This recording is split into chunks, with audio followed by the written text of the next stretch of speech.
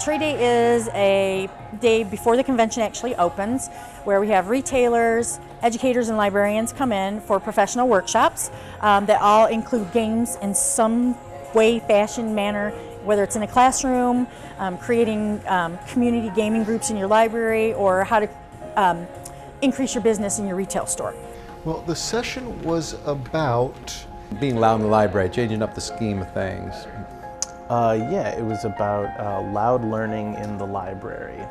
So the goal of the presentation was to present the idea that libraries can be a little bit bigger than what we're doing now, that we have an opportunity to set up spaces for not only people to collaborate, come together, work together, but we can bring in technology, more expensive items, bigger items, and have it open for people to share and use and learn and grow. So about implementing new technology and ideas in your library space, allowing for creativity, working in sandbox areas, and kind of allowing people to use the library as a public space for the greater good of everybody. it was a safe place to explore and learn by doing. For example, using augmented reality to explore medical research. Looking at, kind of a hologram, not an actual hologram maybe, but an augmented reality implementation of a beating heart, and getting an idea for how that works.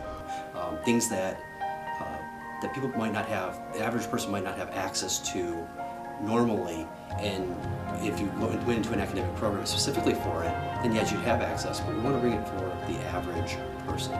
Some of the tech that he talked about is something I think my library would be interested in looking into, particularly the Oculus Rift and the telepresence thing. Those are definitely cool. Suppose certainly that there's more ideas about the Oculus Rift. Had no idea that Oculus Rift was so affordable, and I've always been one to say we could play this stuff in the library, but to say that it's economically feasible, that's a big one. So Christy Motes and I, another librarian at Ferris State, we designed a new citation module to take into the classroom so we can spend an hour teaching kids how to do citations. And I was fortunate enough to have a professor give me kind of a before the new method and an after the new method examples of work that students did. And I was really able to see how our new module impacted their work, and it was absolutely fantastic. Well, the session was about sort of adding a gamification element to teaching citation techniques. A lot of times when the librarians go in and they teach the citations, it's kind of, sometimes it can be perceived as being kind of dry. There's only probably one way to teach it. I'd like to get them thinking more of how to structure a lesson on something this dry.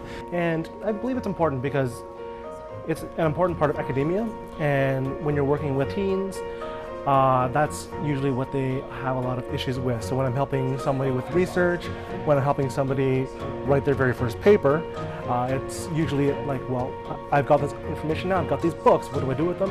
So I like the idea of making it into a game where they can compete, and sort of it keeps them awake, really. We did things a lot more iteratively, so they have more opportunity to practice in a no-stress situation. And it also keeps them striving to do it right.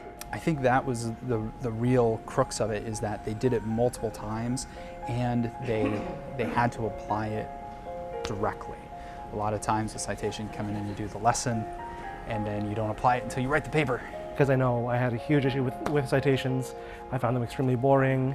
So this is a nice fresh breath on basically the entire way to teach them, which is, I found fairly interesting. I'm just glad that they're having sessions about doing things different, doing things in a public library or an academic library in a way that it's thinking outside the box instead of inside the building and inside the box all the time.